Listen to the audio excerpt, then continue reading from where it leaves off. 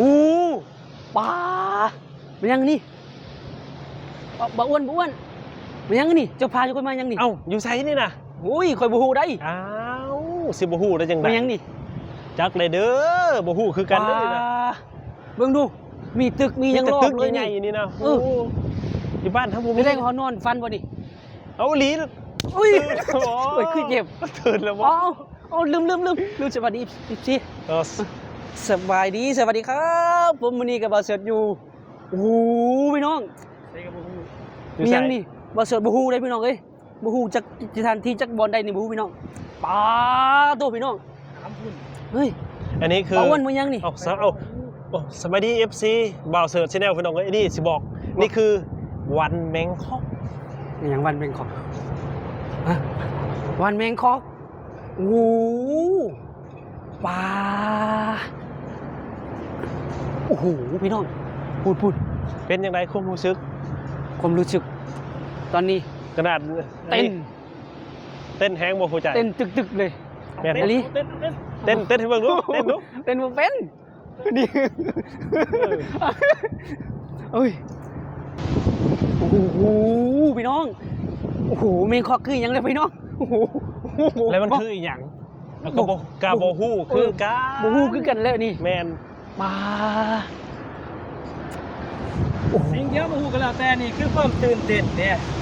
นะเข้าบ่ฮู้เรื่องราวข้อมูลแต่เฮาฮู้ว่านี่คือไทยแลนด์โอ้บ่ฮู้แล้วนี่มันอยู่ใจกลางกรุงเทพบ่นี่บ่มันใจกลางกรุงเทพปลาเอ้ามันคือมีน้ำตกว้ามันก็มีน้ำน้ำหนึ่งก็เป็นสีสันเนาะบอกโอ้โหนี่โอ้โหมีโทรทัศน์ใหญ่อันนี้มันบอกเป็นจอโทรทัศน์ต้นน่ะโทรทัศน์ขาวดำบ้านเฮาเขาเอิ้นนะบ่จอใหญ่ๆไปนี่นะคือยังไงฮะจอโทรทัศน์ใหญ่บ้านเฮาแม่นบ่ป่าบ่เคยเห็นอีกโอ้ยเจ้านี่เจ้าโอ้โหมีฮอตไอติมเจ้าไปอยู่ไสมาจะเผาซี่เจ้าไปอยู่ไสมาเจ้าบ่เห็นน่ะโอ้ยคือว่าอยู่ประเทศไทยกับบักดนยังบ่ฮู้อยู่แม่นยอมรับอยู่ประเทศไทยบักดนนึงขนาดลุงยังบ่เคยฮู้แค่จักอยู่ไสว่าซื่อๆป่าเบิ่งดูโอ้โหพี่น้องมีฮอตต้นหมอกต้นไม้พี่น้องป่าเห็นบ่ตึกน่ะโอ้โหมีกระจกมีหัดแว่นเบิ่งโอ้แว่นเฮาเยืองเจ้าของพุ่นน่ะพี่น้องแว่นต้องอยู่พุ่นเห็นบ่ฮะแม่นป่ามีคนเช็ดอีกโอ้ยเด็กมากแม่นบ่มีคนเช็ดทำความสะอาดอีกขนาดเสาเล็กที่ซื่อนี่เห็นบ่น่ะเห็นบ่ล่ะพี่น้องเอ้ยสุดยอดเลยเพิ่นจะเสร็จแล้วบ่แม่นห้องฝันน่ะบ่ที่นี่ฝันหรือบ่ได้ฝันบ่ฝันนะฝันไปโอ้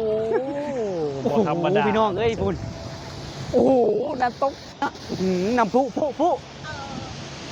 โอ้ประเทศไทยนี่เจริญแห้งเลยสุดยอดเลยเจริญบ่เจริญเอ้าเบิ้งขยะที่เหนือบ่มีเลยแม่นหุ่นบ่ติดสุดยอดเอาสิเนาะเอาสิสบายดี FC บ่าวเสิร์ชฮะมื้อนี้บ่าวบุ๊กเองที่บ้านได้พาบ่าวเสิร์ชมาสถานที่บอกกันว่าตื่นตาตื่นใจอลังการเนี่ยสำหรับตัวเองสบายดีไอ้ก่อนเอ้าทักทายวะเนี่ยสวัสดีครับโอ้โหเฮาฮู้จักกันอยู่บ่เนี่ยฮู้จักกันอยู่บ่บ่ฮู้แม่แต่มันใช่พี่น้องย้อนที่ว่าเฮาฮู้จักกันกันย้อนประเทศไทยทำให้เฮาได้มาฮู้จักกันและนี่คือดินแดนแห่งสวรรค์เด้บ่าวเสิร์ชมันสวรรค์เขตเด้บ่แม่นอันนี้คือไทยแลนด์ประเทศนอกประเทศนอกสำหรับเฮาเนาะ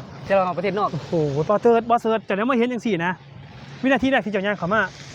เขาให้จะเข้ามาอยู่บ่โอ้ยทีแรกเขาย่านแต่เขาบ่ให้เขาแล้วเห็นบ่เขามียามอยู่หั่นโอ้โหเขาได้บ่เฮาว่ายามหรือตำรวจเฮาว่าอันนั้นได้นะอันนี้เป็นยังเกาะเขาเอิ้นยังเกาะที่บ้านเฮารปภบ่แม่นกล้องร้อน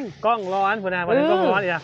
นี่คือบอกกันเลยว่าพี่น้องครับสวรรค์สำหรับบ่าวเสิร์ชหนุ่มลาวบ่าวเสิร์ชนี่หรือคือแบงคอกโอ้เฮ็ดแต่เบียกเฮ็ดแต่งานเนี่ยเฮ็ดแต่งานพี่น้องเฮ็ดแต่งานเอาจะมาอยู่กรุงเทพจะเลี้ยวเห็นทุ่งนาอยู่ป่ะบ่เคยบ่เห็นทุ่งนาบ่เห็นนะบ่เห็นทุ่งนาเห็นแต่น้ำพุเป็นว่าเห็นแต่น้ำพุเห็นแต่ตึก นี่แหละที่เพิ่นบอกว่าพี่น้องเอ๋ยนะฮะถ้าบอกจากบ้านเท่ากับบ่เห็นสถานที่ที่เขาอยากเห็นนะฮะและมีหลายๆคำถามและมีหลายๆคำเว้าบ่าวผมเองจะบอกให้บ่าวเสิร์ชสงสัยก่อนแล้วจะคอยถามบ่าวผมนะนี่คือบ่าวเสิร์ชเด้บ่าวเสิร์ชมีช่องทางที่ต่ออยู่บ่เจ้านี่ มีทางช่องทาง YouTube เนาะก็คือช่องของบ่าวเสิร์ชนี่เองเนาะจะให้บ่าวเสิร์ชไปไสอยากให้บ่าวเสิร์ชไปเที่ยวไสไปได้แค่เฉพาะวันหยุดนะ แมน นะครับ อย่างล่าของบ่าวเสิร์ชอยู่ตาม Facebook บ่าวเสิร์ช Channel TikTok โอ้ TikTok ก็มี มี TikTok ก็เล่น โอ้โหจะมีความสามารถอีหยังเนี่ย ก็สามารถกิน กินกับนอนโอ้ กิน โห กินกับนอน กินกับ กินกับ น น อ อน น พรสวรรค์เพิ่นเนาะพี่น้องเอ้ยนะฮะ เต้นได้อยู่ เอาเต้นดู แต่ต้องใช้เสียงเพลงไง เพลงยังดีแหละมักเพลงหยัง เพลงยังก็ได้เพลงลาวก็ได้ เพลงยังล่ะเพลงหยัง เต้นเป็นดิ แต่ละวันมักนัวก็ได้เต้น เป็นหยังคือยังอยากมาเที่ยวเมืองไทยบ้านนั่นน่ะมื้อนี้คือวันหยุดเด้ถามก่อนเป็นหยังคือ วัน ยั นี้ งอยาก คื มา อ เที่ยว วันหยุดวันแม่วันนี้เฮาก็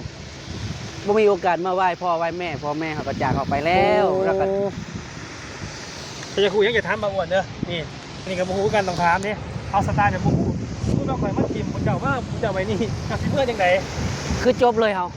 สำหรับบ่เสิร์ชบ่ สำหรับเฮาจบ บ่เป็นหนังสืออ่านบ่ได้เฮาต้องใส่สมองจำทุกอย่างเวลาครั้งสิว่านี่ไปใช้เฮาต้องจำว่าเฮาไปหม่องใดสำหรับลูกนี่จำได้เบิด แต่สำหรับเบาเสิร์ชนะแท็กซี่อย่างเดียว เซ็กซี่ แท็กซี่อย่างเดียวแต่บ่ฮู้มันเสียหลายเสียน้อยบ่ฮู้ไปจนฮอดบ้านบอนเฮาพักพุ่นแหละ น่ะวันนี้แหละก็สามารถก็แบบเฮาบ่เป็นหนังสือเฮาก็พยายามจำว่าเฮาไปหม่องใดแน่สถานที่ใดแน่จำไว้เวลาเฮา ถ้า จะ ว่า ไป ถ้าว่าอยู่ใกล้ๆแถวเฮาอยู่บ่เฮาก็พอไปได้อยู่เดอะมอลล์บ่แถวพระราม2บ่ไปได้ แต่ถ้าไปใกล้จังนี่โอ้ยจบ หมื่น มักบ่ มักบ่ประเทศไทย มัก มักบ่ มักแฮง แม่น สุดยอดเยี่ยมจำว่าตายแล้วเกิดใหม่เฮามาอยู่ประเทศไทยตอนนี้ สั้น สั้น ๆสั้น ๆอันนี้ ๆเลยนะอันนับสั้นนี่น่ะจักสั้นน่ะ ลองนับดูจักซั่นเจ้าน่ะ นับบ่ครบมือกุดบ่เขาบอกว่านับบ่ครบมือกุดได้ แม่นบ่ โอ้จักแล้วเด้อ มือขาดเด้ บ่เคยฮู้บ่เคยเห็นพักได้ยินมื้อนี้นะบ่เสิร์ชว่า นับบ่ครบชั้นมือขอดมือขาดได้ สำหรับนับบ่ได้ดอกแค่เบิ่งกับตาลายเลยสินับจังได๋ เบิ่งดูมันจากชั้นนับกระจกบ่หรือว่านับอันนั้นโอ้โหสุดยอดเลยพี่น้อง ให้เรานับนี่ โอ้โหเอาบ้านนี้ยังบอกเขาที่ มียังบอกว่า พี่อยากฝากกดไลค์กดแชร์กดติดตามหน่อยเด้อพี่น้องกด FC ทุกผู้ทุกคน เขาจะบอกน่ะถามมนุษย์น่ะเขาจะบอกยัง ฝาก ฝากไป FC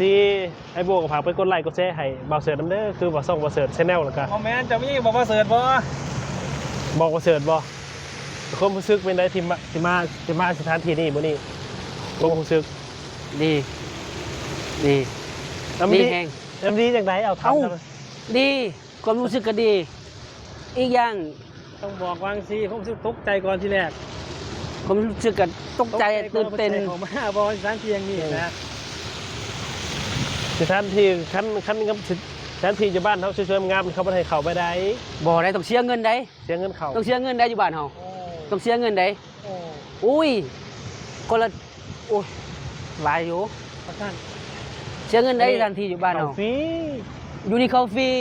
ไปจะมาเล่นได้มาได้บ่ได้มาเที่ยวมาได้ เอาญาติพี่น้องมาหรือว่าเอาไอ้เอ้ยน้องมาได้บ่ต้องเสียเงินบ่ต้องแบบเก็บค่าปีค่าตัวค่าหยังค่าบัตรค่าเบอร์ ที่ประเทศ เดี๋ยวจะลองแล้วไปห้องน้ำก็แล้วกดเกี่ยวแห้งเลยเนี่ยตอนเนี้ย สะดวกสบายอยู่ก ไป รุง ห้ เท อง พ น้ำก่อน นั่นห้องน้ำก่อนไลฟ์ซี่ อ่ะ FC บ่เสิร์ชก็ฝากกดไลค์กดแชร์ให้บ่เสิร์ชได้บ่เสิร์ชบ่เป็นหนังสือแต่ไม่แต่ว่าบ่เสิร์ชที่กดไลค์กดหัวใจให้อย่างเดียวแหละเพิ่นบ่เป็นหนังสือเพิ่นก็บ่เคยเรียนจ้าเถื่อจบม .0 มา FC บาบูก็กดไลค์กดแชร์ให้เด้อกดติดตามให้เด้ออ่ะขอจบเพียงนี้แหละอย่าลืมกดไลค์กดแชร์นำติดตามนำบ๊ายบาย สวัสดีครับ สบายดี อ้าว